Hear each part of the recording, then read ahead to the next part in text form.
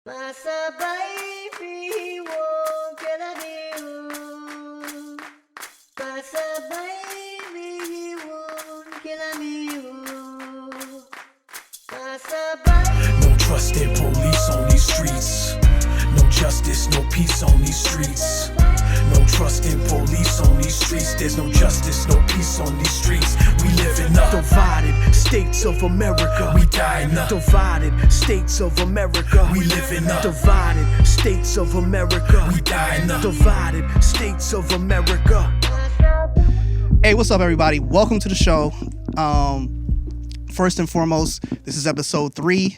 I have 2 lovely people with me today, man, and I am excited for today's guests, man. I have a couple of young people who I've seen at all the rallies, everything, and they have been amazing. They've stood up, they've talked in front of crowds of people, and I gotta say, I'm like really honored to have a couple of these people here today. First and foremost, I have my new friend here, Kenia Akridge, and my other new friend here, Justine Pines. Thank you guys for being on the show. Pleasure to be here. I appreciate you guys, man.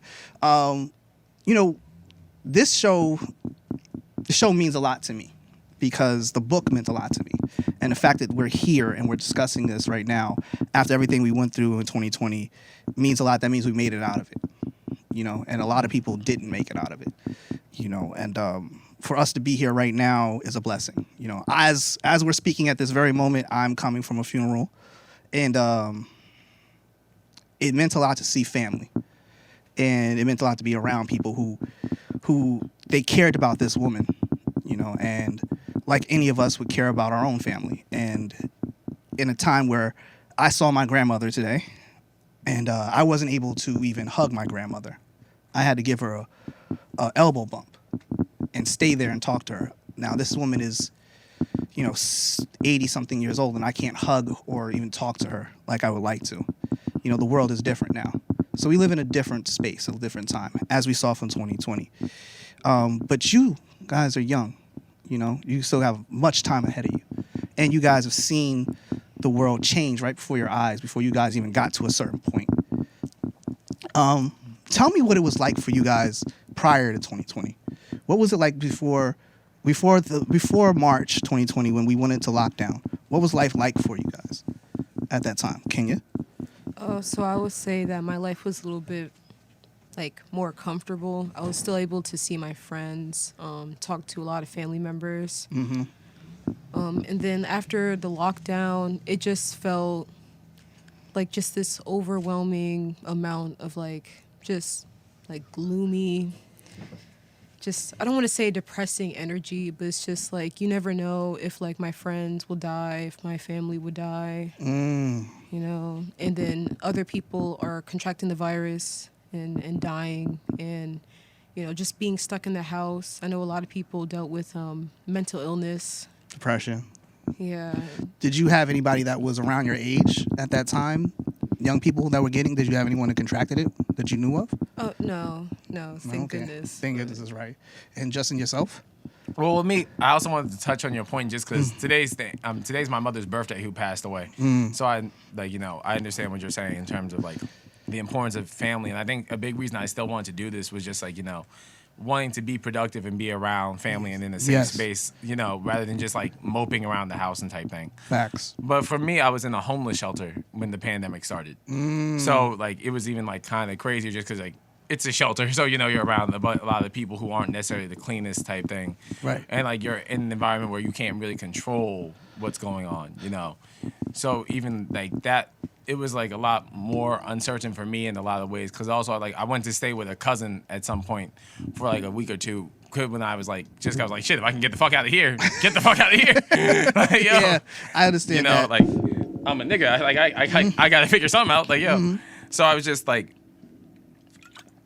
it was a lot of being up in the air, and I think that was the one thing everyone was on accord with. No one knew what was going to happen, and I think we were all equally scared, And I think because we had someone who was literally inbred as our leader, that we were I think it was even more scary, just because it was oh shit, Did you now you're both living in a space right now where your generation is the generation that is pushing for change. You know, that this generation of, 18 to 30 is really where it's at as far as like people really focusing on change and everything. And like you said, you were in a space where you were like in kind of an unsafe space at that time. And then, you're also, like you said, with mental health, there's a lot of people who were homeless that are going to be in your sphere because of where you were at. And they suffer from mental health, I guess you say, issues. And it's a very strange time because that is tied into what happened with COVID and how it affected all of us. And it affected our people, Black people, disproportionately, but not just Black people, minorities, period. And when you're dealing with that and you're coming off there, right? Tell me, from your perspective, how did you feel it started to affect the people around you? Not just yourself, but the people that you were around at that time. Like, I would say, like, a lot of people, like, a lot of my friends, they developed, like, a lot of, like, depression, anxiety, just being around, and then on top of that, like, not just, like, dealing with COVID, but they had to deal with also the Black Lives Matter, the death of George Floyd, which affected a lot of people, like, worldwide. And it's just, like, the negative attention repeatedly going on around, like, what's happening in 2020. It's just, it's very overwhelming for a lot of people. Yes. And did you guys see this starting to occur via social media? Did you guys start to see the social media and the impact of social media and how that impacted your life? With George Floyd? Not so much George Floyd, but we're talking before George Floyd. Oh, you just start to pandemic. see the pandemic-wise. Because what I want to know is, because so many young people are on social media and how it affects them and affects the people around them. When we get to George Floyd, I see an immediate shift. Like, it's an amazing shift. I see people become active very fast. Up until that point, people were sleeping, for lack of a better term. I'm not the biggest fan of saying woke or anything of that nature because it has such a weird context now. It's been hijacked so many times for people. But liberalized, as you could say. But I see how things were kind of sleepy at that point. When did you see George Floyd? When did you see the video? And when did it impact you there? I mean, I never saw the video just because I'm gonna be honest. I don't need to traumatize myself with Black Death, my nigga. Like certain things, like, I wanted to try to, like, I've tried to watch it, but I'm kind of like, as a Black person, do I need, like, I know what's on the menu. Do I need to, like, know? Do I need to, like, really see that, type shit? And I think, too, a lot of the uprising, I think it was the pandemic and the George Floyd case, which I think a lot of, like, 2020 was God showing what a facade this country is. And, the bullshit that we live in. And I think that's the thing, too. And, like, even, like, I know a lot of people are like, people only woke up with George Floyd and these type of things. And I don't want to be fucked up when I say this, but I also felt like I'm so glad George Floyd sparked that for people to, like, wake up. But I also was like, it's not that different than things we've seen before. Like, it wasn't that, like, the events weren't that shocking for me. I don't want to trivialize or diminish it. But it's just, like, it wasn't something where it was like, this had never happened before, And I'm glad that it was the spark that started something, because I always dislike the people who are like, oh, you guys are just doing it now. It's like, my nigga, be happy someone's doing it. Yes. So many people get wrapped up in, like, oh, I was here first. Because I've been going to protests in, like, 2014. But, yay, do I want a cookie for it? Niggas, like, it becomes like a dick swinging contest. I think there was a lot of people who I saw online that were screaming, like, yo, we've been doing this. What's the point? Blah, blah, blah, blah, blah. Then, nigga, you should be happy. But I think that we get caught up into, like you said, a dick measuring contest in a, so to speak, kind of a way. Did you, and yourself with the people that you saw, did you see a lot of your friends start to care about what they saw, but did you see a lot of people just not giving a shit? Like, a mixture of both. Like, a lot of people, like, a lot of my peers and people I went to school with, they absolutely cared. Because we saw it on social media. It was hashtags everywhere. It was all over, even all over the news. But a lot of my peers don't really watch the news. Their parents do. Yes. But, and then I see, like, nasty comments like, oh, well, he had a counterfeit $20 bill. He should have died. And I'm just like, since when do we punish people for having a $20 counterfeit bill? And I'm pretty sure you had a $20 counterfeit bill, so you shouldn't be talking. Where did you see that stuff? Did you see a lot on social media, like Twitter and stuff like that? A lot on social media. Okay. it was just really disgusting. Just seeing people react that way. And the thing is, like, they will never, ever, ever say that when they're in that situation. But they think, oh, a black man is killed by, like, a police officer. Oh, he put himself in that situation. And it just really is, like, mind-boggling to me. Because it's just, like, if that happened to you, you would be alive. And, like, you know that, but they just want to ignore it. So I feel like the death of George Floyd and Breonna Taylor really just opened people's eyes, like, a lot about the denial, the double standard that, like, we allow happen, especially with, like, black and brown people dying of police brutality. So When did you guys first start to feel like you needed to go active? Because I know Brother Ainsworth, who was here last week, he basically stated that, you know, he felt like he needed to go active and go straight into something. Well, did you guys feel kind of the same way? Did you need to feel like you needed to go attend something? What was the first thing you guys attended that was for George Floyd or for Breonna Taylor? When did it first, like, jump in? I'm going to attend this thing. I'm going to go out there. During the pandemic. I want to go to your last question, like, where it's like, cause I don't think people ever didn't care. I think it's just like we live in a system of capitalism that makes it like you have to survive, and because of the pandemic, people weren't able to work. They weren't able to get toilet paper. Let's not forget that. And the thing too, like, I mean, this whole thing just showed what a sham capitalism is. But that's why I think too I don't think it's a matter of people didn't care. I think this country puts you in a space where you have to focus on survival, so you don't have time to do things. Because I don't think people were apathetic or didn't care about these type of things. I think everyone I knew was very, like, emotional about these things. I think it's just the pandemic and this, I think, caused everything to happen. And I hate to sound like a pastor being like, your pain was worth it, but like, I think it was a matter of, like, because of these things, because of the pandemic and this, it's caused this unrest of this thing. Yeah. And, you know, but back to your question of, I also felt I had to take action, because TNEC was doing a whole rally and protest, but people were feeling like this is just going to be a parade for police and things like that, and fuck police. Yeah. And so people were, like, organizing their own separate thing. And so me and other people went to that separate thing. And it was funny because I ended up writing a speech, and I didn't know if I was even going to say it there, but I just felt like, let me write it. If I don't say it, I don't say it. And I ended up saying it there, and it ended up getting like 1,000 views and things like that, my speech and everything. Did you feel weird about that? Saying it? Or what? Yeah, no, just the fact that something like that all of a sudden got views, and you could... As a musician, it's like kind of like you kind of get used to being in necessarily being in the public eye isn't very different for me. Right. At this space, you know, like, a lot of doing music has prepared me for these type of things.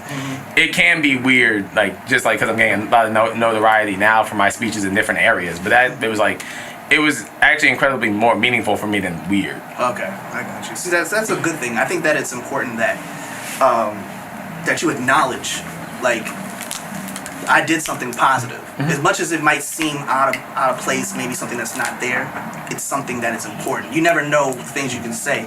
You know, I say some things online sometimes, and it touches people. I get DMs and stuff like that. You never know what's going to reach out. You never know. Like you said, you're a musician, and all of a sudden you're here, you're speaking something that people aren't relating to you all of a sudden, and that moves, and you're like, whoa, I didn't see that happening right off the bat. It's also funny to me because music and revolution is the same thing. Yeah. Like, to me, like, Tupac is just as important as Martin Luther King and Malcolm X. Like, I'm so radical because I grew up seeing, like, connecting to this art form that validated black boys who the world didn't validate. You know, that's why I feel like, you know, it's impossible, like, for me to look at Nina Simone and not hold her to the same respect as Rosa Parks. Right. You know, like, there are so many different roles in the revolution, and liberals are just like, if you're the nigga doing this, then that's what it is. Like, no, there's so many different roles people play. There's different parts to it. Especially there's different roles within the culture and how things roll. And for young people, it's different stages in how things roll. I know for young black women in this movement, it's been a push for them to be out in the forefront and be out there more so than most things, because it's like, you know, black women are really taking to their own, I guess you could say they're taking to their own movement in a way within the movement to let their voices be heard. Now, you're a young black woman in this space. How did you feel when you started to see the women start to come to the forefront, like Tamika Mallory and a few others that I could speak of? Like, because she was the first one I saw with a really national speech that took fire. Like, I honestly felt like proud, you know, that we're like actually getting our voices heard for once, because we barely get our voices heard on a regular basis. We're always silenced, you know. And I'm just like really proud that we're actually just starting to speak up. We're starting to express like, no, we're not having this no more. Like, we're not going to be silenced anymore. You know, it's usually when it comes to like us being victims of anything, you know, it's always like, oh, well, it is what it is. But now we're just like, now people are starting to be more understanding, and if they don't want to listen, they can just move out the way. And other Yeah, that's right.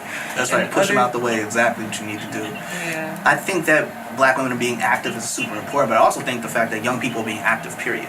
Because when I came to that rally in Englewood, it was, you know, there were a lot of mothers there with their sons and their daughters that had not been there. And to see them be there to take on this movement was pretty amazing for me to see that happen. Now, as we progressed, things got crazy. Things got a little out of, I guess, not out of line, but things we've never seen it escalate to this point where almost every city in America was a protest or some type of thing going on. Yeah. How did you feel as young people seeing this happening in your time, but also you being categorized as rioters? I mean, Not even rioters in here, but everywhere else they were trying to categorize people as rioters. I mean, niggas is black. If niggas steal a candy bar, you're categorized or something. I mean, like, that's why it's kind of like, oh, I was categorized. Like, if I walk into a 7-Eleven, I'm a thief. Like, yeah, Okay. like you know, you can't. It's the game. Yes. You know, that's what they're gonna do. You know, I had a very spiritual moment watching a courthouse burn to the ground while Freddie Gibbs' 1985 was playing in the background. That's how a nigga felt. I felt like it felt beautiful seeing people come together to stand up. And also this like people like when people, because so often when people say people weren't out here before, they ignored the history of, well, they killed all of your leaders and made you addicted to crack. like it's not like just like, I was getting some good ass on Wednesday, so fuck y'all. It's very, like, because a lot of things, too, I think it's important that we know the gaslighting and just certain statements, and not coming at you for it, but just, like, you know, if we don't acknowledge the fact, hey, you kind of, like, what's the movie out yesterday where it's like, yeah, Fred Hampton was the Black Messiah, and they shot that nigga to death. Like, if I kill, imprison, and mentally break down all of your leaders, I can't look at you like, why ain't you outside? You know, and that's an important thing to remember too. But it was beautiful seeing people come together. You know, it was beautiful seeing, because I feel like we all felt this way. I just feel like the thing too with capitalism is like, we are still in slavery. It's wage slavery. Now we're in a stage like, hey, if I have to focus on survival, I have to focus on working and things like that to provide for myself. There isn't time, and that's the goal. It's like to take away your time, because money doesn't really. Do you think the pandemic played a major role in people having time? Oh yeah, 100%. Like, well, the pandemic and this happened at the same time for a reason. There are no coincidences. That's the thing too. Like, because money doesn't exist. Time is the only real currency that exists. So if I can steal all your time and you're only working over this frivolous thing that we put value in, you have no time for anything else. Do you ever feel like, because of the system and because of the way things were going, did you ever feel like, as a young person, that the older people were just not taking care of us? Yeah. You felt that way? Yeah, a lot of like older people are becoming very closed-minded. Like, if you correct them about certain things, like using racial slurs, like using the F word to describe like somebody that's like gay or have like a different sexual orientation that's not heteronormative, they think you're a leftist, you're a snowflake. Oh, wow. Like, that is ridiculous. Like, oh, that's ignorant. I like how Brian was like, I gotta let him know I don't support that. like, they call you every name in the book, you know, just to like silence you. It's now, it's just like, really? It's shameful. It is shameful. I mean, I think that it's a lot of people, it's hard for them to, how can I say this, to evolve with the times. People, you know, the old Nas line, stuck in the 90s. Some people are definitely stuck in the 90s where, you know, screaming out the F word was a thing. You know what I mean? But we start to understand, if I don't want somebody who doesn't look like me calling me a nigger, then I should be calling somebody something else. You know, I should learn that, you know what, I gotta treat these people like I want to be treated. Very few people even feel that they need to do that. Well, basic human, like, and the thing too, like, I'm not even, like, basic human empathy isn't that fucking hard. Yeah. Like, it's really basic fucking empathy. Like, to not just make it that conversation. Because also too, it's like so much of oppression and racist, homophobic, all these things stem from, it's an insecurity in you that other person is triggering. And because you're not comfortable in yourself, you're reacting like a fucking asshole. Yeah. Now, as a whole, about black people not supporting like the older black people not supporting us, one of my favorite Tupac quotes, which if you heard To Pimp a Butterfly, you heard. Yeah. It's like after 30, they beat the fight out of a black man. And the thing too is also a lot of things that too, like the trauma and stuff like that. At some point, you just want the pain to go away. At some point, like no one wants to wake up every day like, yep, they could kill my kid, I can't do shit about it. Like, you know, like at some point, having the, like, even like it's the reason our parents beat the shit out of us. I mean, like, shit. Like, it's the fact that, hey, I can't say, yo, I'm really scared that police, like, if you do something and police get you, I'm powerless. So I have to seem like I have all the power. You know, so much of these things, like, you know, even like so much of like, with ignorance towards gay people and stuff like that, being gay or whatever gender you are only matters in a world where being the white cis man is the standard. You know, that's the only reason these definitions matter. Like, do you ever feel like the cause? I went to a lot of rallies. You guys were all there. Yeah. You know, some of the rallies that were there, it was, I could feel some of it being for grandstanding, and some of it was actually people legitimately feeling some kind of way. Did you ever feel like some of what we were trying to do and what we were trying to preach and trying to push forward to get 45 out of office, to move forward as a culture and as a people, and try to find some type of way for us to really put some type of effect in the country? Did you ever feel like the movement got co-opted and got snatched from us? The Black Lives Matter thing got co-opted into something else. Well, this is where being a musician comes in. My nigga, if you ain't popping, then that ain't gonna happen. like you gotta take the good with the bad and shit. And that's like you know, if niggas ain't trying to dick ride, then how effective are we being? Right. Like, you know, that's kind of the thing. Like, you know, as someone who is getting a lot of attention for speeches, I'm aware I'm gonna be commodified. Like, that's just, I could be here bitching like, damn, that shit sucks. Or I could use it to my advantage to help people. Like, you gonna shit or get off the pot. Like, that's what it is. Like, you know, like, yeah, nigga, we're doing something. Yeah. Niggas who want, like, liberals who like watching Friends, who want to feel good about themselves, are gonna, yeah. Get it. It's the, like, at a certain point, it's like, yeah, we know. Can we move on to the next topic? Yeah. Did you feel that way with the women's movement as well? Did you think the women's movement got soaked into this? Yeah. Okay. Like a lot of social media, like people just go there to take a picture, post, oh my gosh, Black Lives Matter. Yeah, and I saw a bunch of that. Whoa, did I see a lot of that? And then they just disappear. Like the Blackout Tuesday, I believe it was, when they just posted a black square. I'm just like, what is this? What is the point of this? It was supposed to be for black businesses or whatever, but I'm just like, you're flooding the hashtag with like no useful information but black squares. Like, people look at those hashtags for new information that is important to the cause, and you're flooding it with nonsense. Like, please stop. Like, but when something is trending, people want to be trendy. People want to be like in the, like, with the cameras. People just want to have the attention. So I mean, listen, I'm gonna tell you something. I watched that Britney Spears doc on FX, and I saw people protesting to free her. And they were using the chants that we have chanted in these rallies for that. And I just sat there, I just didn't even know what to say to myself. I was like, are you serious right now? We're going free. Free! Well, with the Britney Spears thing, I haven't actually followed it, but I will say with Britney Spears, like, she's been through a lot of fucked up shit. So I thought, like, I guess that was a mental health thing. I haven't, like, but it blew my mind that we're here, that we're taking this and we're applying it to this. Yeah. It's like, okay, so now this is a product and we're applying it to it. Like, now it's, but I understood why they were doing it. I'm not saying I was ignorant to it, but I am saying how far we've come where this is something that is being used when we were out there fighting for legit our lives and things that we wanted to be changed. And now they're changing this. Well, I feel like to make it not about Britney Spears, because I don't want it to seem like I'm just attacking Britney Spears, because Hit Me Baby One More Time is my shit. But I think that's what capitalism does, is just makes you commodify all your talents into a product. You know, I was having a conversation with a friend, and not to be off topic, but it was like talking about like the idea of being black capitalist, like, and I was saying, like, because it was about religion, and I was saying, it's like, it's kind of ironic people who believe in capitalism who also say they believe in God and things like that, because almost like capitalism is almost like removing your spirit to make you a product in practice. So, you know, and not saying you can't, like, I don't think if you can't believe in God and believe in this thing, but it's also just like, you know, the hypocrisies that come with these things. Lots of hypocrisies. Yep. Did you, when you guys first started going to these to the marches and to the rallies, and did you guys start to find yourself around people that you haven't been around, people that you didn't know really well? Did you start to say, oh, did you start to feel a sense of community at any point for you guys?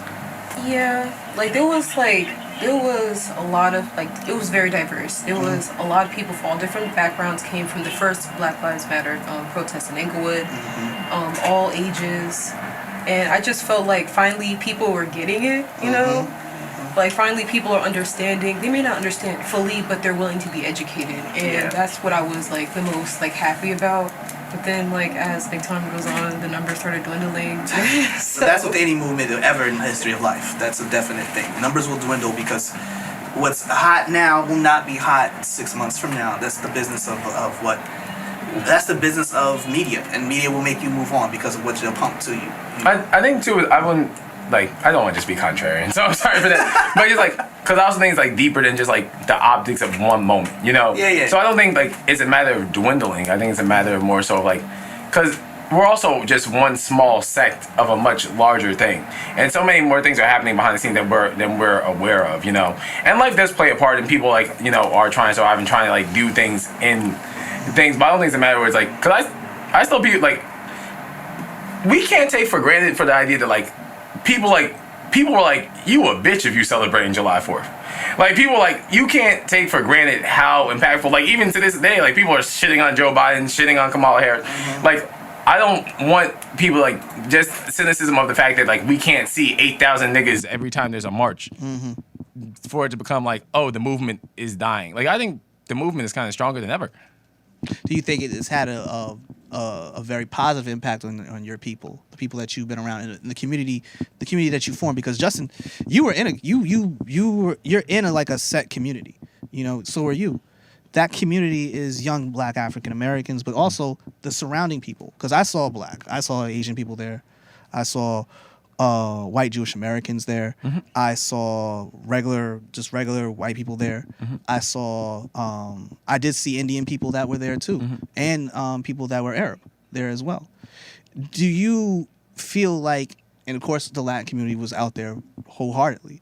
Do you feel like we've been able to break down some of the walls within your generation of being able to look at look, he may not look like me, she may not look like me, but these are my sisters and brothers, and we're gonna run with this. Not saying we got to be in a utopian society, because I don't believe in utopian society, but I am saying that your generation maybe found a way to lock arms a little tighter than maybe mine have. Yeah, definitely. Because at the end of the day, race is just a human concept. We're all a part of the same race. It's we're all humans, so it doesn't really to me, it doesn't really matter where somebody comes from, and it should really never matter. But now people around our age and around our generation, we're starting to realize microaggressions that we're feeding into, toxicity that we're feeding into, just internalized racism, anti-Blackness, colorism, texturism. We're starting to educate ourselves on all these isms. Yes. And I feel since ignorance is a disease, it spreads like a disease. We're starting to educate ourselves okay, why is this offensive to Black people? Why is it inappropriate for me as a non-Black person to say the N-word? Yes. In the history behind Black people in America, we're starting to be more aware of what we say and be more kinder to what we say and be more empathetic to people's struggles, because my struggles may not be the same as somebody else's struggles from a different race or for a different ethnicity. So we're starting to open up our minds, our eyes, and stop being in denial that these issues are actually legit, So I agree with that. Justin, how do you feel? Well, me, I just think that's where the real power is. When we because for so long, only reason they were able to keep us oppressed for so long is that we all thought our struggles were separate struggles. So it was fuck that, this is our thing, And that real power is when we all come together, because then they have nothing that can stop us, Do you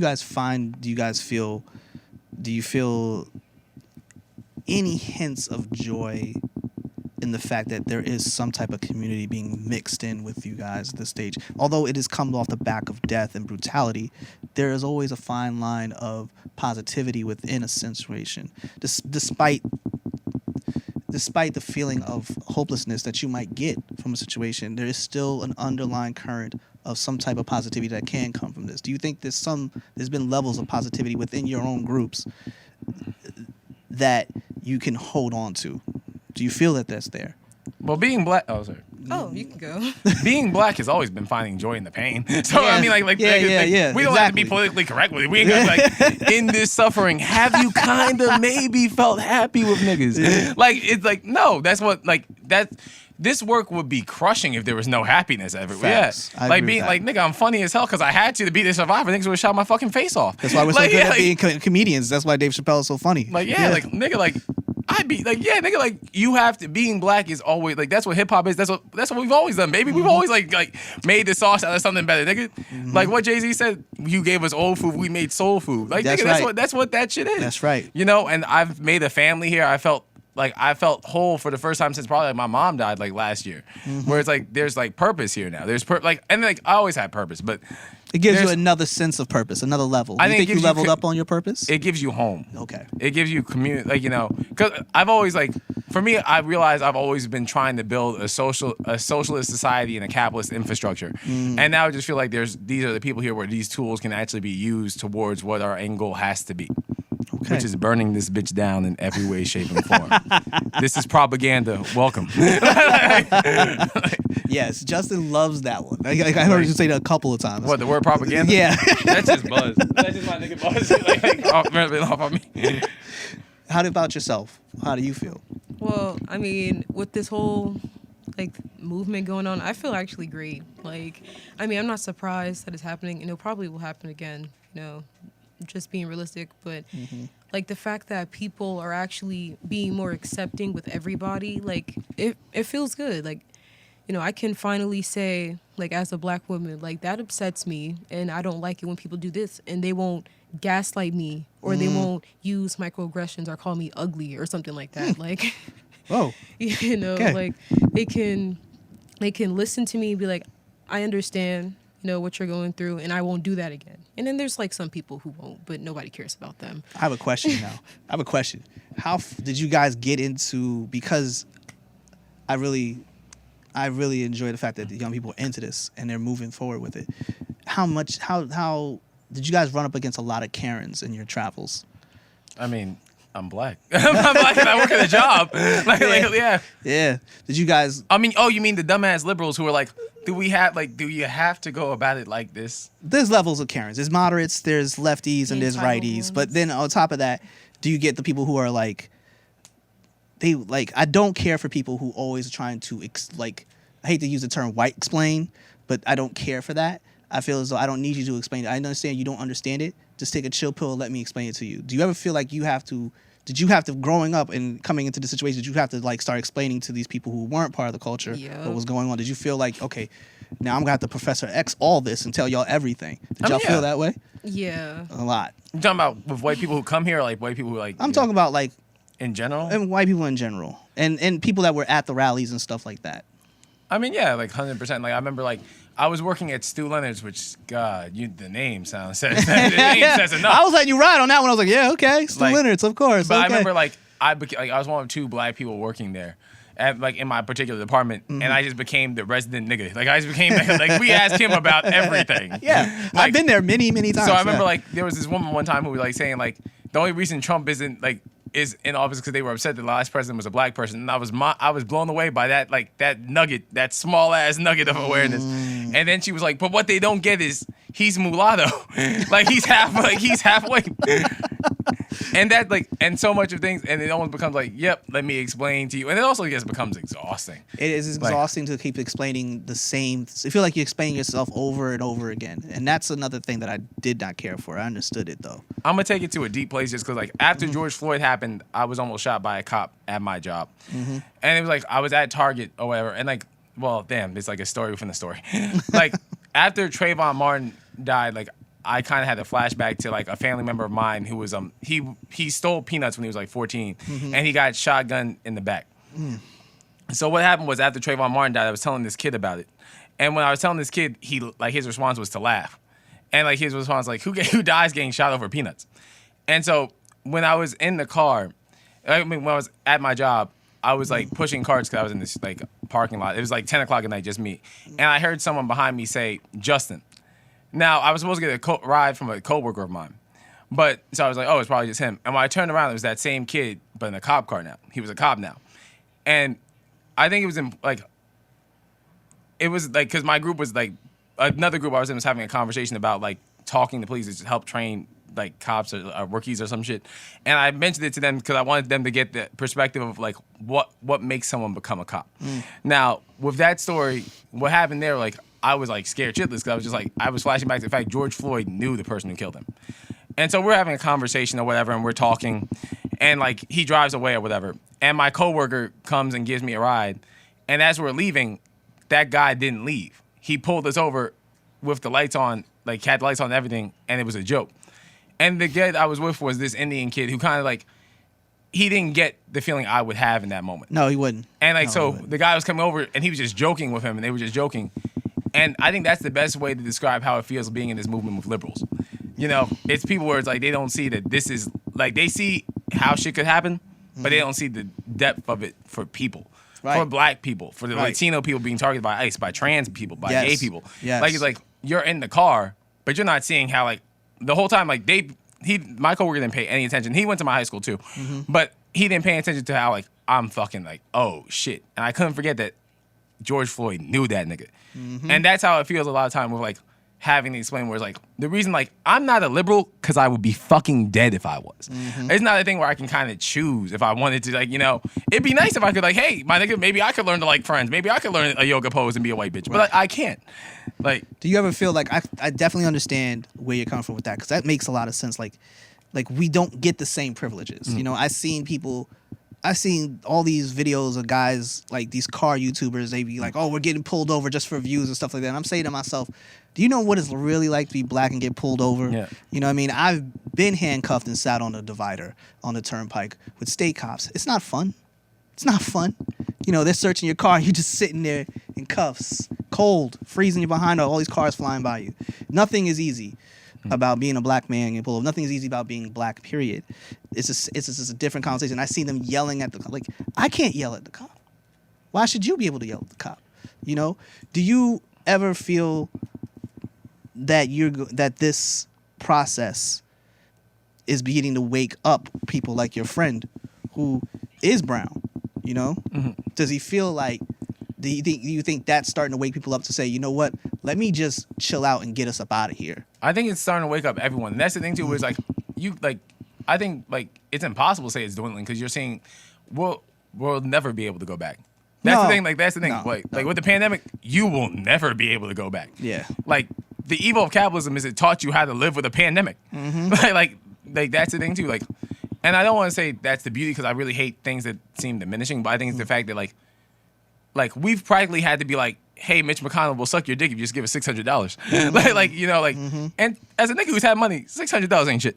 But like, that's the thing. Like, we'll like, whether, like, even when people were, I don't know if this is off topic or not, but even when people were protesting, like the white people were protesting, like, for us to open back up, I got why they were mad. They were mad for a valid reason. They were just not even fucking stupid to get why they were mad. They were mad because the system had failed them, and they're like, if you work for 5 years and you can't afford not to work for 2 months, Right. then why the fuck is you working? Listen, the system. I know I'm doing good, ain't I, Julian? This nigga just been head nodding like for 25 minutes of trying not to know. The system in itself, man. The system in itself is a chaotic eating away system. And it's also a system that marginalizes genders and forces people to sit in categories. You know, rightly, wrongly, however you feel is your business. I hate America. I'm sorry. Okay, I understand. We're gonna get there. Now,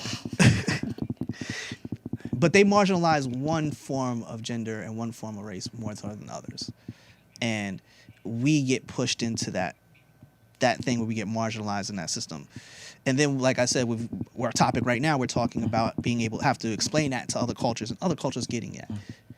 And when we move past that point and we get into things like Juneteenth, I saw you speak on Juneteenth in Hackensack. It's different now that you guys have to get out there and talk about these things. But for you two, you decided to level up. And now, instead of just explaining to these people, these cultures and stuff like that, now you have to get up there and speak for a multitude of people. When you feel that place where you're at, like, tell me what was going through your minds as now you gotta speak from this purpose. Now, I understand for you, as someone who raps, who's in the musician world, it's probably not the biggest of deals because you've been in front of crowds and you're spitting, whatever that case may be. But this is different. You're not just doing this to do it. You're doing this for purpose-built reasons. Tell me what it was like, because you're an artist. So most times you're expressing yourself through canvases. But now you are now expressing yourself through verbal combat. Yeah. Tell me how that was for you. I mean, for the most part, I was like nervous because like I'm socially awkward, but also I was just a little bit just like embarrassed because like somebody of my age has to like almost lecture people that are older than me that knows like better than I do what's going on. And it felt like I was like cleaning up someone else's mess because like in my opinion there's no way for me at the time I was 18 to be like lecturing a bunch of 50-year-olds about racism. So like that's OD. I hear you. I should have been like worrying about like college and stuff, like worrying about, you know, just regular teenage things. I'm worrying about like saving lives. Like I'm worrying about like who's going to die next, you know, and if people's going to get it or not, like, or not to like fix something or system that's probably never going to change anytime soon. But, you know, just knowing what I do, like, know at the moment and what I do know now, I just feel like it's a little bit embarrassing, you know. I mean, just why? Like, I don't understand. Like, just why? A lot of that has to do with the fact that, like we had spoken of earlier, people were sleeping. Yeah. You know, and people were thinking America was fine despite what we saw. We saw what happened when this man was in office. We voted this man in office. This country voted this man in office. Charlottetown wasn't just an aberration. It was legit. It was telling us what it's coming. And we ignored it nationwide. The only reason why I speak in general terms because we can't separate one from the two. I live here. I'm a citizen. I'm not going to hide from my culpability because of that. Well, I'm gonna jump in there. I am gonna I have know, my I know, culpability. I know that. Like, I know you're gonna feel about this. Like, but to what I asked her, yeah. How did you feel? Well, you want to know the beautiful, like, because you've heard me speak. Yeah. The beautiful thing about my speech is I don't write for people who don't get it. I only write for my people. Right. You like my nigga, like the niggas who don't get it, who are here, you're just here. You're just the plus one. Like, I write for the people who I like. My writing comes from a very pure place of love. Like, even like me doing music, I do it because it's my way to figure out life. Like, I have a very big thing for me where I only do things I have love in. I don't waste my time on shit where it's like the funny thing about money is I am the least productive when I'm making money. When I'm at my job, I am the least serving my purpose in existence. I only speak for my niggas. And like, so you're speaking from the gut. It's yeah, from the gut and I hate saying like, and my niggas just aren't black people. But like, I should hope not. Coming where you come from, I should hope not. But no, I only speak for like the people who get it. Like, I only speak for people who are my family. I don't have time to, nigga, this is not as complicated as we've brainwashed ourselves into believing it. Basic human decent, like even the thing of like gay rights. I remember I was 6 and I was scared I was gay because I knew niggas were hated for being different. This is not difficult, baby. It is not hard. It is not very difficult. Like, we're just like, how can we get them to get it? Have you thought they don't want to? Yeah. Has it occurred ever that they're comfortable in the fact that they need us to be here so they can keep having privilege? Yeah. I took on my glass because I knew it would be bigger effect, but I need to see. I was going to say, I don't know how long you're going to do that one, but go ahead. But no, it's like, that's why, and even like, I'm incredibly optimistic because my optimism is what we can build from the ashes of America. Facts. And that's why I was like, I'm not like, before like, I remember before becoming an abolitionist, I was like, damn, we'll be like, if we just move it 1 inch, like we've accomplished something, because that's what reform sells you on. But we could burn this bitch down tomorrow if we just, like, you know, if we just chose to. Like, George Jackson has a quote that Buzz told me, so my friend Buzz told me. Yeah, I'm about to say who Buzz is. Like, Let the audience know who Buzz is. Buzz is a comrade of mine. Okay. And like, yeah, and Buzz told me George Jackson said, like, we have all the tools. It's just about being willing to use them. Right. You know, Right. that's all it is. And that's why I'm like saying these raps and speeches and podcasts and panels are really cute, but they're just the precursor for the revolution. And there's steps in everything. That's what things do. Like everything takes time. I think that we need to never forget the revolution of the 60s. And the reason why I bring that up after what you said right there was times when I would watch videos from the 60s, hear Malcolm speak, I would hear Fred Hampton speak, I would hear, Alex Baldwin speak, I would hear some people speak. And I would listen to them speak and I say to myself, and then there was this one video I watched where they did like 5 or 6 people, and all 5 or 6 people were just angry. We were mad, upset, pain was coming out of these people's voices. And it was hard to distinguish whether it was happening August whatever 2020 or August whatever 66. Well, for me, it's like It's the pain. What I'm trying to say is the pain has not left. The need for change is not left. This is y'all's time.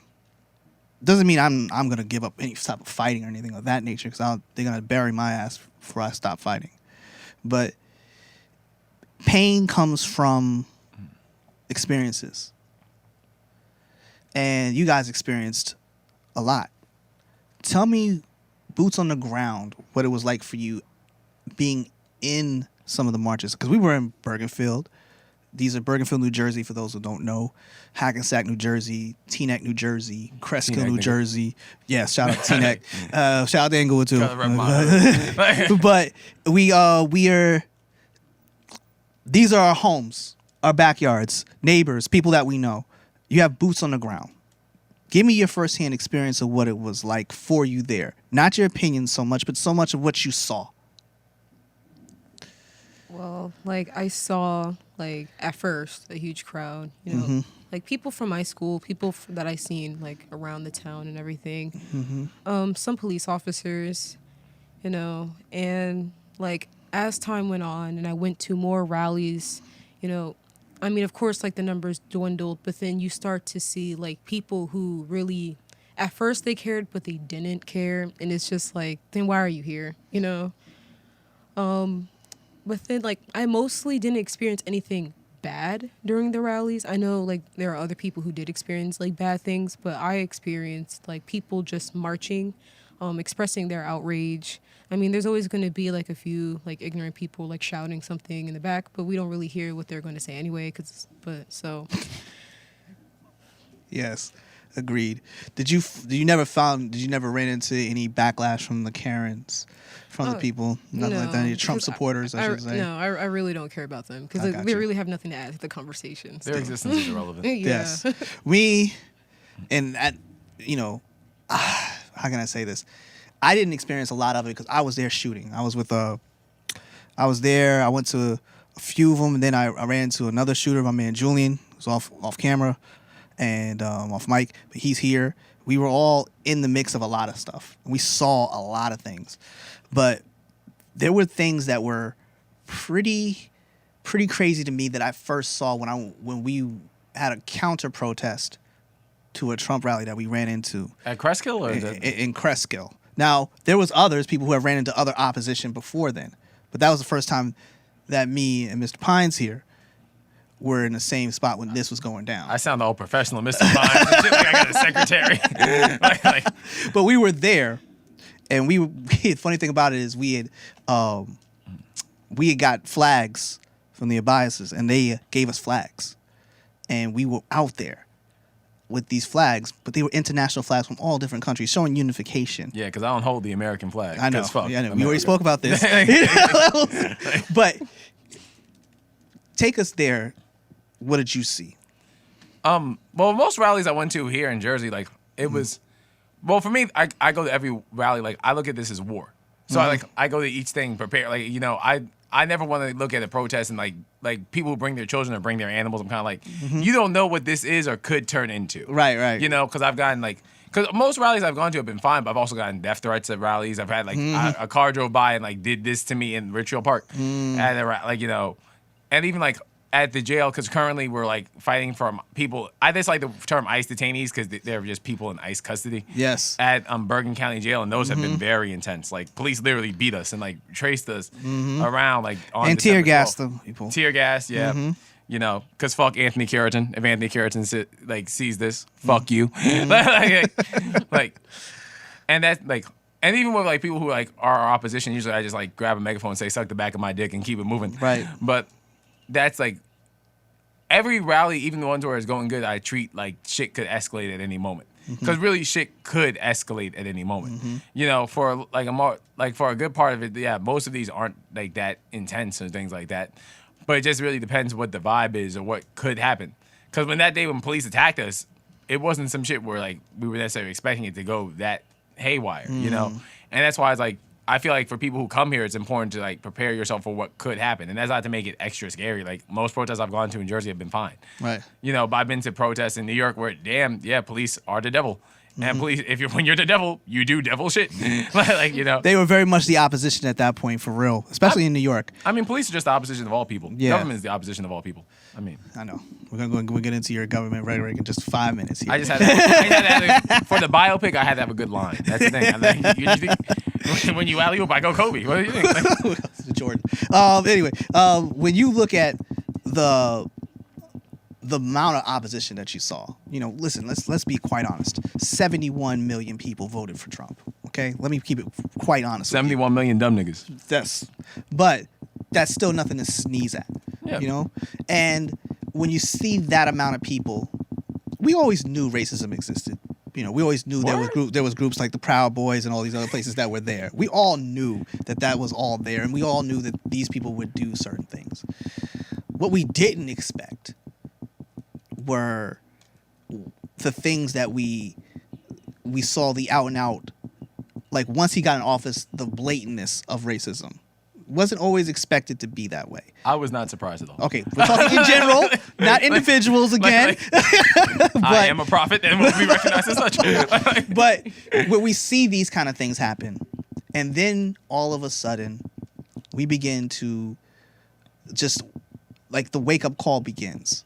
And then we go into the election time. And we see how contentious this starts to become, to the levels, like even on the debates. How did you guys feel as young people seeing what the debates were like? I'm gonna enjoy this. Were you expecting it to be this amount of that amount of gibberish that was spoken from both parties? Like That it was shit was down to just two old men fighting in a barbershop, pretty much what it was. That shit was like, well, I have to preface this with, I have no faith in America. I know. So that shit was hysterical to me, nigga. That shit was funny as hell. I just expected Joe Biden to be like, "That's why you a bitch, nigga." Like, no, that shit was so fucking funny. Like, I literally would have popcorn and be talking to my friend Tyler, just like, "Yo, this shit is wild, bro." If I believed in America, I would have shot myself and like, I would have Kurt Cobain this bitch. Nah, nigga, nah. It was beautiful. It was so fucking funny.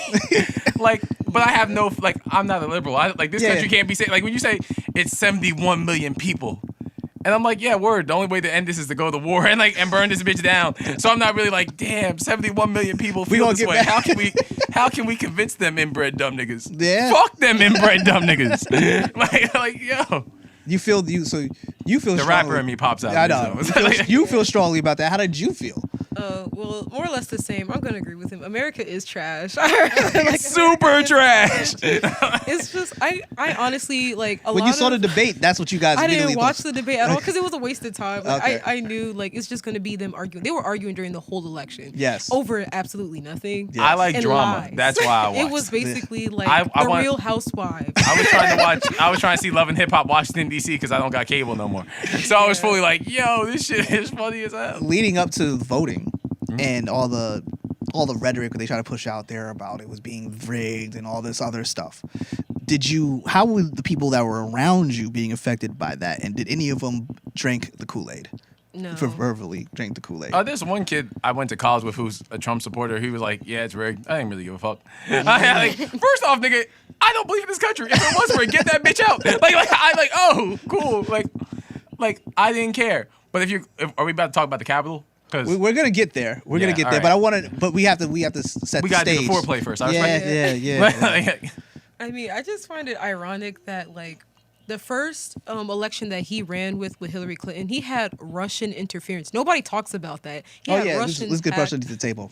Like he had Russians interference. He had Vladimir Putin hacking in. And nobody said anything to nobody. Nobody said anything. That was rigged. That was rigged because Well, she America won, is based on cheating. So she like, won the popular vote. She won the popular vote, but which I honestly feel like, I mean, either way we were screwed. But I mean, it fully, wasn't I was him. like, damn. I think everyone. No I think confidence. everyone went in like, damn. She This could've- sucks. Like, Did you? How was it? How was the temperature for people around your age on social media? Was it getting hot in there, or was it people just like running with whatever the news was telling them?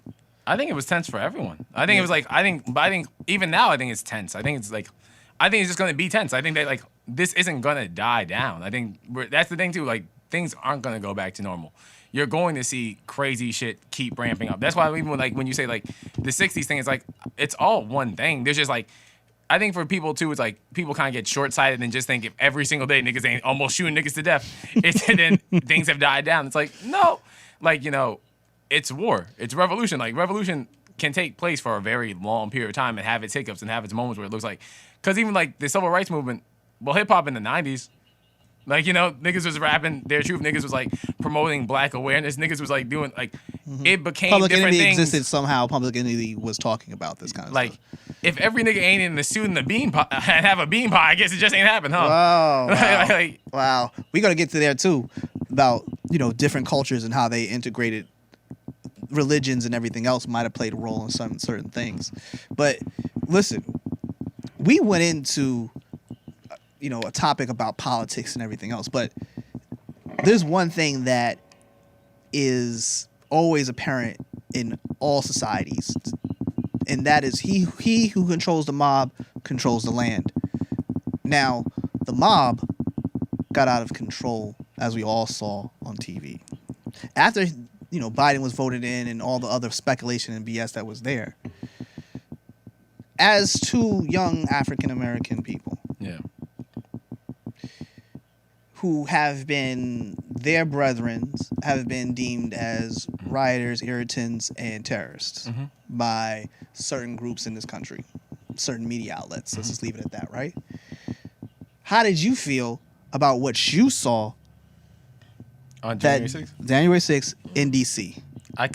I was so hurt and just shocked and ashamed that our beautiful country would be. I didn't give a fuck. That shit was funny as waiting for him to hell. say that. I was so I waiting didn't give a fuck, nigga. Like, what? Like, yeah, this country's evil and will demonize us and not them.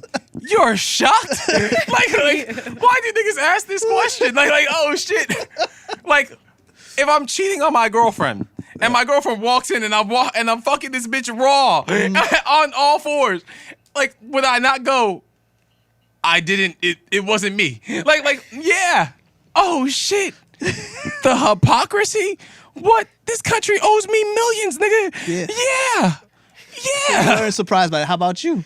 I'm not surprised by it either. I mean, I knew that, like, because it was reaching a dangerous point where he was just like, Donald Trump was basically suggesting this from the very beginning, from like the whole rigged rhetoric to the whole like telling his Trump supporters, oh, we got to do something about this. I mean, I knew it was going to happen. So, we elected him, and this is Failures. America.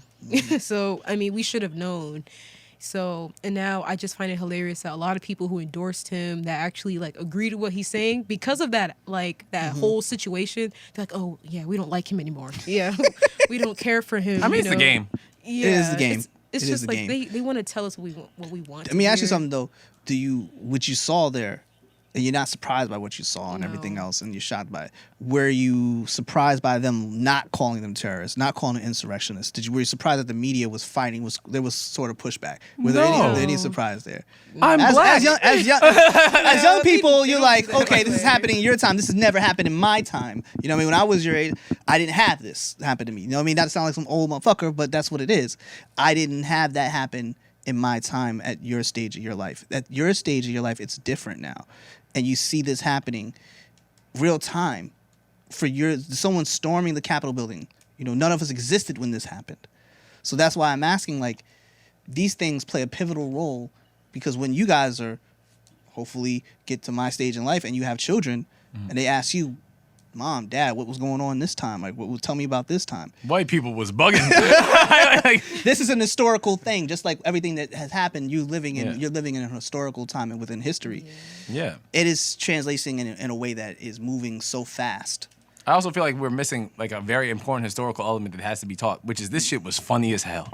This was the funniest thing in American history, and it's being ignored. A nigga set his dick on fire with taser. That nigga was static shocking his dick, and not one liberal has laughed. That shit was hysterical. Do you think that the left has gotten out of control? Wait, what you mean? I don't believe. I mean, out of control in terms of what. I'm advocating for war. What do you mean? Not to politicize this entire podcast, but what I'm trying to say is, do you think that for your generation, people have gone too far, too right and too left, to the point where they can't come into the middle? Yeah. I mean, it's too much of this leftist versus right. You know, the far left, the far right. I really don't feed into it, because it's just like, I mean. It is. I mean, the facts are the facts. Like, this country is filled with white supremacy. You know, this country is filled with, like, racism. And it's just, they don't ever call domestic terrorists, like, white people with American flags holding guns, saying MAGA. They never called them domestic terrorists. They don't I remember when they were walking around with lanterns. Yeah. And you guys, Charlottesville? They don't even let's not call the forget that. KKK Let's a never domestic forget terrorist that. organization.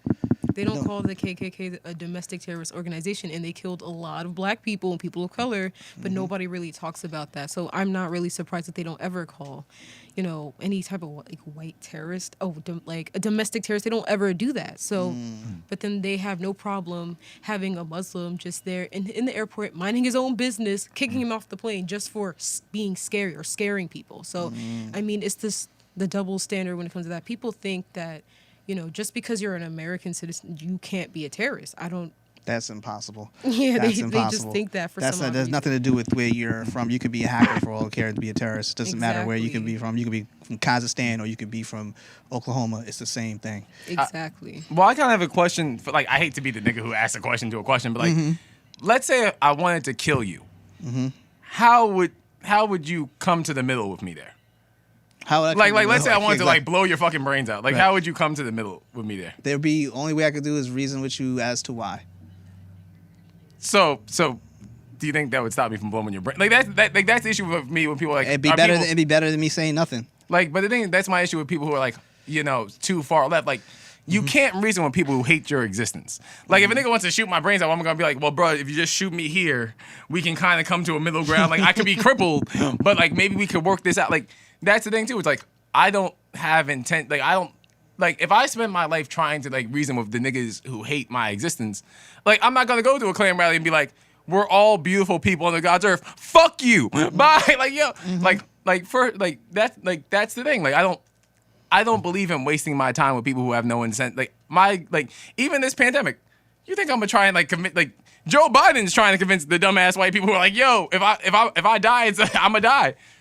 My goal is to protect the people who I care about. And my people, like black and brown people, like I want to see about how we can like build hospitals for black and brown people because we know how these places do us. We know how like we're disproportionately affected. I don't give a fuck about Becky in Tennessee. I don't give a fuck. Like, oh shit, oh that dumb bitch won't wear a mask. That's on her. I've learned that you at this point we were definitely gonna be. There is no kumbaya. Like, that's the thing. Like, I would really love to come here and be like, it's just going to end with us all jerking each other off and being in love and solidarity. It won't. I'm advocating for war, and you're being like, have we gone too far left or too far right? Them niggas is advocating for war. Them niggas, like, let's call it what it was. That nigga tried to do a coup. It was a funny-ass coup. It was a Mel Brooks-directed coup, but it was a coup. Like, and the whole time that nigga was like, none of this is surprising because if you just pay any attention to history, the nigga was like, yeah, I'm not giving up power. I really don't. If he had succeeded. I gotta give you that one because for sure he kept saying that. I'm like, does anyone else hear what he's saying? Like, I don't think anyone's listening. Did he not say he's not giving up power? Let's say I really wanted to fuck Halle Berry and talk to every person I ever met about wanting to fuck Halle Berry. If you saw me in a room with Halle Berry, would you be shocked that I tried to talk to Halle Berry? like niggas just like. No one's following the tea leaves. No one sees the tea leaves. I don't Like, get it. I don't get like it. that's the thing. Too, like liberals are just like, can we let this go? You niggas is idiots. You niggas is fools. You niggas is pure buffoons. Did you guys see a heavy left versus right push within people within your age group? I mean, but also I don't hang out with too many people whose mother and father were brother and sister.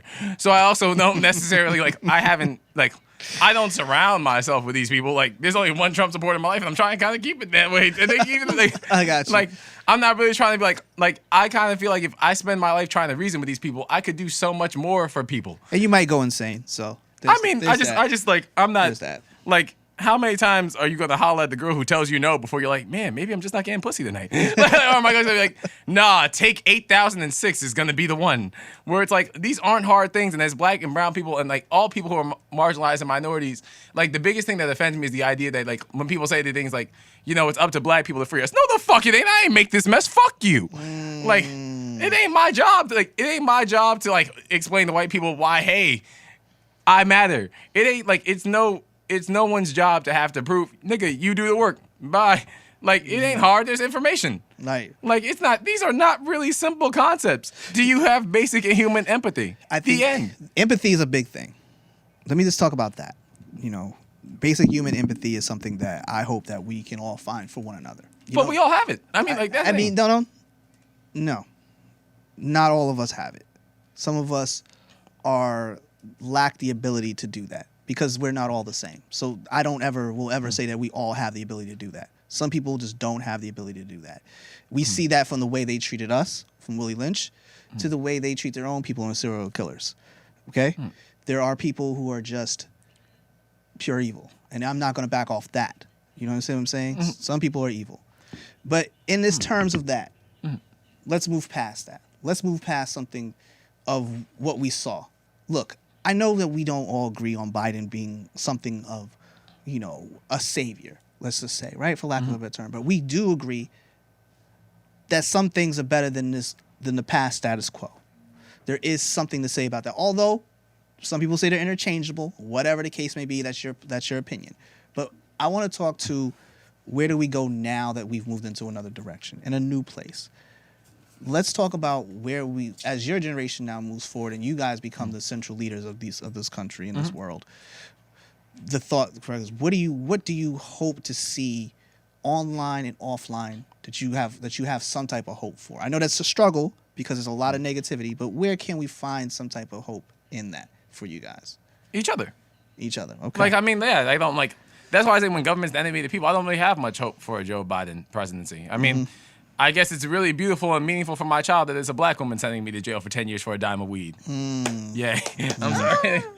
like that's the thing. It's like, I'm not really moved. Like, I think so much of America and the idea of America is false symbols and false promises. Right. And like, I don't put my energy in that. I put Gotcha. my energy in things that are physical, that are tangible, that like you can really build something with. So that's why I feel it's important that, you know, I think education is important. Like, using my platform that I've had from these speeches and the platform I have with music to like educate and for like yourself, that's good. and like That's what I'm talking finding about. ways to like reallocate funds in communities to like build things for people, for like to give people the tools to educate them. Like, because so many, especially black kids, don't have ways to deal with their pain. They don't have ways to deal with their emotions. They don't have, and then when they lash out, it's just like, look at these angry niggas. Like, that's where I put my energy towards things that matter. They like a Joe Biden presidency is like a Joe Biden presidency is whatever. Yeah, Donald Trump was definitely worse, but evil is evil. You know, There you go. If a bitch gave you AIDS, would you be like, hey, I'm not fucking her. I'm gonna fuck the bitch who has herpes instead? Like, or are you just gonna not fuck it? Like neither. Like, that's just the thing. Like, I dig it. I agree with you. I agree with a lot of your points. And how do you feel? I mean, I feel like at the end of the day, I don't feel like Biden is like our savior or anything. I really just give it like maybe like a few months. He's going to show his true colors, because at first he was against black people and he thought we was the root of all evil. He thought we put crack everywhere. He thought that like we just put it on the dresser. like the crime bill, he blamed us for the crack epidemic. He blamed us for weed and drugs and crime. He blames for everything. Now that everybody seems to forget that he's against black people because Obama is friends with him. Oh. Like, but When he told us if you don't vote for him, you're not black, Yeah. that kind of pissed me off. But anyway, go ahead. Sorry, cut you off. Liberals. I just- Yeah. What? They would do that? I just feel like people just needs to stop feeding into the Democratic Party as well as the Republican Party. They are lying to you. They don't care about you. They're going to tell you what you want to hear because they've been telling black people that they was going to give us reparations, and I still haven't got a check for being a descendant of a slave. Very And like they've been telling that they're going to give Native Americans their land. They're still on reservations. So, and at the end of the day, I feel like we can honestly, I don't want to be like an anti-government radical or anything. I don't want to sound like that, but I am. I just feel like we don't really need the government. We just need ourselves because we have the internet is for free. We have our phones. I know we're always on our phones. You're probably on your phone right now listening to this. So just like simple Google search, we live in an era where information is ready and available. Yeah. And I feel like to fight all this hate, because hate comes from ignorance, is to just educate yourself. Some people want to stay ignorant. That's fine. They can stay ignorant. But, we live in a world where information, you don't have to check out a book that's like from a library that's like 50 miles away to learn about racism in this country. We have it on our phone. People don't want to use it because they want to use it to take pictures and post it on Instagram, Right. instead of doing their research. So right now in 2021, there's absolutely no tolerance for any kind of bigotry whatsoever because you can easily do your research. And if you don't agree with that, then you're probably a bigot. Yeah. Now, that was beautiful. Both of what you guys said was beautiful. I appreciate that. I just want to say one thing. Go ahead. Because it's about I gotta say, crack. I put that shit on everything. I gotta see a commercial that just has crack. Like get your crack toothbrush. Your crack toilet paper. Like Crack. Now, I feel like, everything that we've seen, everything that we've witnessed this year will have an impact long past, this time. If you could look back and tell yourself back in March, before the outbreak began and before we were in lockdown, what would you say to yourselves then? What would you tell yourself then? If you could talk to them now and tell them, like, this is let me tell you what happened then. What would you say to yourself then? That you would... I don't necessarily know what I would say to myself different for the movement. More so, like, personally, I just say, like, I was dealing with a lot of emotional shit, so I'd probably just be like, deal with your emotions. But, I don't necessarily know. I'd be like, yo, America, like, because the reason I became, like, a socialist, because I'm a socialist, in case you thought I was, like, in case you thought I wasn't, like, is because I saw how the pandemic. So, like, I don't necessarily know what I could say differently. I mean, lose faith in America sooner. I get, I could get when you say that. And yourself? I would just probably tell myself that America hasn't changed because back then I thought maybe it was getting a little bit better. You are optimistic, yeah. But then I was just but then when this all happened, I was just I was lying to myself. So I was just America's not getting better. It's better to just be able to deal with the facts and that America's probably not going to get better anytime soon. And this country is probably going to be the devil's first destination. Yeah. Oh my God. America's burning in hell first. So, I could either be a part of the problem and ignore it or fix it in some way before it all comes crashing down and burns. So to probably start earlier. So you would tell yourself basically, hey, the gut feeling that you don't think things are getting any better, it didn't. But we fought to gotta get things better. Why Is that more of a better way of saying, I guess, a way to put it all in I guess, together? I do think things are getting better, but my definition of better compared to someone who believes in America are two different things. Like burning this bitch down is better. So every time something worse happens, I'm kind of like, hey, we're getting closer. So what are the things that we're looking forward to for 2021? Anything that you guys want to tell the folks before we get up out of here? Well, I'm personally part of the protest, at the Bergen County Jail. Yes. And the people inside. Yes. The sheriff turned off the heat on the detainees in the Bergen County Jail during the coldest part of fucking winter, because he is Satan. And I was actually reaching out to people about trying to I reached out because Anthony Curitin used to be the president of the NAACP before he became a cop, which who would have thought something like that would happen? I'm shocked. Very weird. And so I was talking to the vice president of the Bergen County chapter of the NAACP, Jeff Carter, and he was saying to us how we're idiots for protesting, which also is really weird because it's almost like you're disconnected. Whoa, hold on.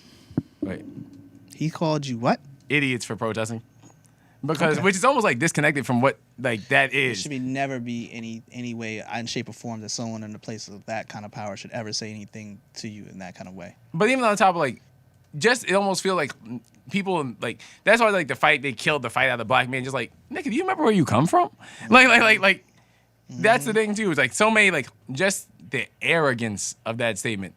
Like our struggle comes from people protesting. Yeah. That's why it's like Yeah. it's such a weird like even when people say like a march won't save, it's like nigga, a march is where it started. Like that's why like and even like saying things like ICE is number 15 on the things we should be protesting, which really this isn't a brown people issue. This is a black issue too. So it's like kind of like and it's also just lovely how liberals prioritize things. Like It's they prioritize things for what's relevant at the time. and that's the thing too. Is like and it's just like that's for things that are happening. Those are things that like we're really trying to like fight for those people. Just because it's very clearly a message to target, like to say we can do whatever we want to these, because these people are hunger striking. So it's just like, and these like there's COVID outbreaks in the jail, the guards aren't wearing masks and things like that, and that's really the reason I'm here. Is just like these type of things. I'm very passionate about these people getting heat. Just bare human like basic human decency shit. That's very important, and I think that's super important that people are aware of this. I came to one. It was a jail support. Because some people had gotten locked up. Probably December 12th, right? Yeah. When they beat the shit out of us. Yeah. And then Anthony Curitin was like, yeah. First off, Anthony Curitin. Oh, I can say like because a reporter asked me a joke and I don't think she ever put it out. So like Anthony Curitin said they were biting. Like first off, just the way cops lie. Anthony Curitin said they bit police. These niggas have riot gear, bro. Like, and they asked me, did they bite police? And like, let me say my response to the camera. I would have an easier time having a threesome of Rihanna and SZA on camera right now than I could of biting a cop in riot gear and still having any teeth. Agreed. Do you feel that? Before I go any further, I didn't get your reply to that. So I would. Wait, what was the question? I just heard him say threesome with SZA and Rihanna. Yeah, I was just like, okay, we're transitioning. We're going to transition out of that right quick. But what I'm trying to say is this. We're moving into 2021. 2021. That's where we're moving to. Okay? Is there anything that you have going on that you want to tell the people? I would just say to just please educate yourself when somebody is like, don't just look at like Instagram trends and then just be like, let me hop on it. When people say defund the police, they're not saying to get rid of the police. I'm sick and tired of seeing those comments. Like, stop. They're not talking about getting rid of the police. They're talking about taking Justin. away. Not getting rid of the police, Justin. I am fully for getting rid of the I know police. that. That's why I'm like letting her speak, damn it. They're talking about taking rid of that extra money that they spend on guns in a new uniform to put that back into the communities, like public school education to update their old, outdated books, okay? And also, maybe they can budget their money so they can spend classes on better training, especially with mental illness, because we don't really talk about how they mistake mental illness for being violent, and also psychiatric evaluations. Therapy. For cops, because they probably have, like, some have PTSD. Yeah, get them off the force if that's the case. And others just have, like, they're really sick human beings and they need to get off the force too. There should never be a bad apple when it comes to like people handling guns, all right? So nobody's saying that. And also educate yourself on ICE, all right? Yeah, it's like, please just stop. Just like people think that when we say abolish ICE, we're just like, oh, let everybody like just run amok in the country. First of all, this country is stolen, so we're all like immigrants, all right? I'm not I'm not even really like, my ancestors wasn't born here. We were like taken here, so. I mean, I have no choice but to deal with it. But, we have to understand, give and take our privileges of having some type of freedoms. Because in some worlds, in some countries, things are terrible. And shout out to everyone in Miramar who are fighting for their freedom. Amen. I want to say that for damn sure. The military coup is terrible. Shout out to the Arab Spring that's still fighting for their freedoms and free elections in Egypt. I got a few points I want to make when you have a chance. But I just wanted to make sure that we get that out there because we stand in solidarity with all those people who are on these places. It's not just here. And although we have much more privileges in other places and we do not take those for granted, it's still that taste in our mouths is never left, and it probably won't for a long time. You had a point that you wanted to make before we get up out I have of here. like 4 points. like, Let's keep it condensed. Go ahead. well, because like the thing too. Well, this is also an international struggle. Yeah. So as also the thing too, I also like because even like I kind of hate the point where it becomes like a thing like we have it like I hate like because like I'm not saying you were doing it, but like you know how people say like we have it so much better here than we have in other countries. It's relative to what we're talking about. I mean, no, but I also just feel like the thing too is like, but that can't be the bar for a better world. It's like that we have it, like you know. I understand that, and I feel like also like, well, since we said like we're not trying to get rid of the police, as an abolitionist, I have a question then for the question here. Let's say cops never killed another nigga, like for the next 100 years, would you feel like you would be able to trust police? Would I be able to trust the police? Yeah. Are we still going to jail on faulty drug charges? Let's say they did nothing else. Nothing else. Like nothing else. They had to do something. There's no way we're gonna let a rapist stay out of jail. So no, I'm saying nothing else in terms of like oppression towards us. Okay, so oppression. How? Am I still afraid to go drive my car down a dark street in Alpine, New Jersey? You know, you're kind of proving my point. I'm literally saying they just do nothing else. That's what I'm saying. There is no such thing as not being oppressed by people who are above you in status and in wealth. Then why have them? And why also, have them? Here's why we still need them. Because all men, man, woman, whatever, all men have mischievous. They are people who no matter what we do, there are going to be people who will separate from the herd and do unsavory things. We can now listen before we put the argument of whether or not we can or we won't police ourselves. It's easier said than done. Wait, say that sentence again. I'm sorry. It's easier said than done. No, the sentence before that. I Okay. mean, yeah. Whether or not we will police ourselves or not. It's easier said than done. There's a lot of people who will say we'll police ourselves, but when the barrel goes hot, they're hiding. You know? I think we have like I hate the word police ourselves, but we have protected ourselves. That's where gangs stem from. That's why I'm confused by like these things where like people act like it would just be pure chaos. Or black people like when have niggas ever felt safe by police? I wouldn't say it'd be pure chaos, but I see both sides of the fence. I just understand that there has to be like I believe in separation of church and state. I also believe there's a separation between people who are meant to take care of the land and protect the land and not be overseers. And other people that are there to nurture and protect the land.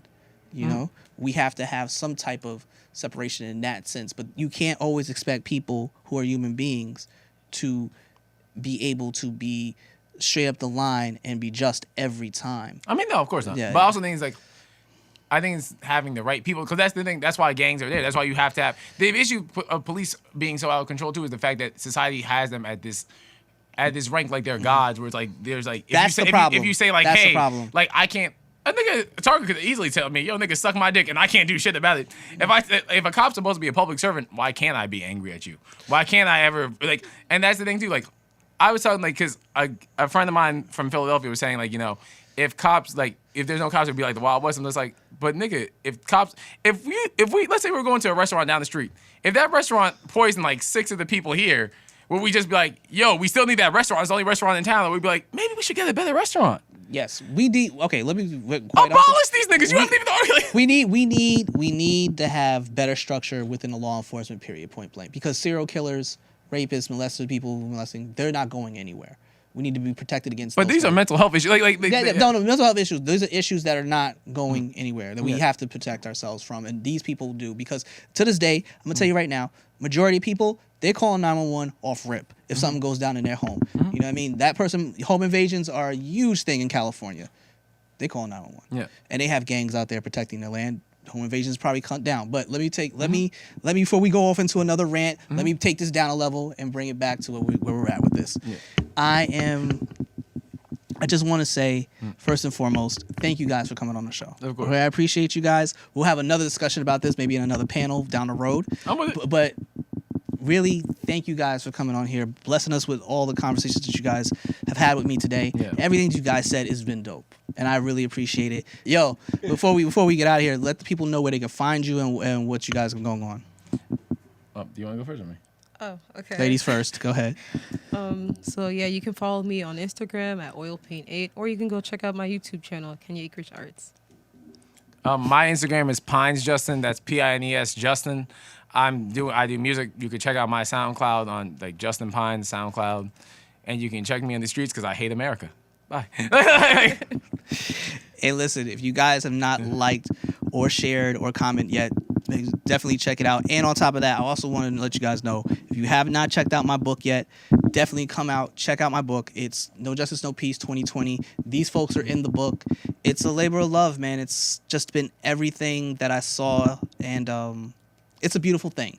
And I appreciate everyone who let me basically be a part of this. You know, it's not about me or anything else. It's about the movement and everything that we saw, because they don't give us no coverage in where we're from.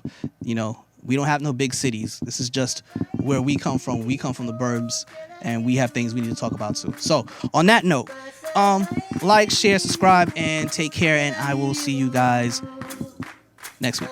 Peace. No trust in police on these streets. No justice, no peace on these streets. No trust in police on these streets. There's no justice, no peace on these streets. We live in the divided states of America. We die in the divided states of America. We live in the divided states of America. We die in the divided states of America.